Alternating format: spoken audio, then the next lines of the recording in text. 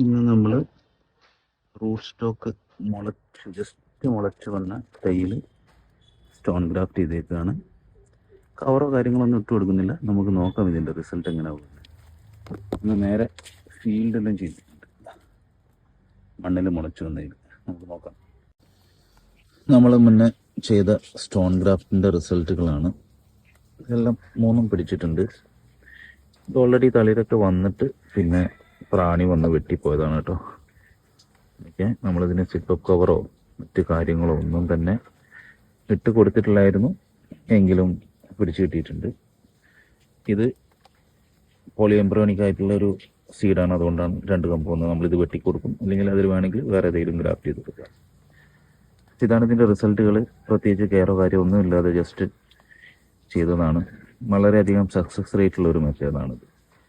അതുകൂടാതെ നമ്മൾ നേരെ മണ്ണിലേക്ക് ചെയ്തതാണ് കേട്ടോ. ഗ്രാഫ്റ്റ് കാണാൻ പറ്റുന്നുണ്ടാവും. ഇവിടെ ഇത് കലപ്പടിയാണ്. ഇത് വന്നു, പക്ഷെ മഴ കാരണമാണ് ഇതിലിങ്ങനെയുള്ള പ്രശ്നങ്ങൾ വരുന്നത് കേട്ടോ. ഇതൊക്കെ നല്ല രീതിയിൽ ഇല വന്നതാണ്, പിന്നെ ഇല ചീഞ്ഞു പോകുന്നതാണ്. ഇത് ഫെയിലായതാണ്, കണ്ടല്ലോ, ഇത് ഫെയിലായതാണ്. ഇനിയും കുറേ അണ്ടി മുളച്ച് തൈകളുണ്ട്, ഇതൊക്കെ ചെയ്യാം.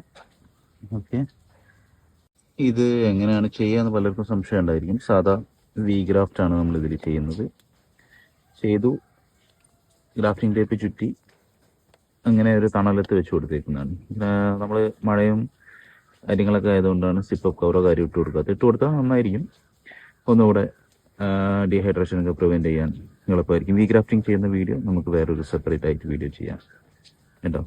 അപ്പോൾ ഈ അണ്ടി മുളച്ച് വരുന്ന ചെറിയ തൈകളൊക്കെ ഉണ്ടെങ്കിൽ ഏവർക്കും ചെയ്യാൻ പറ്റുന്ന ഒരു മെത്തേഡാണിത്.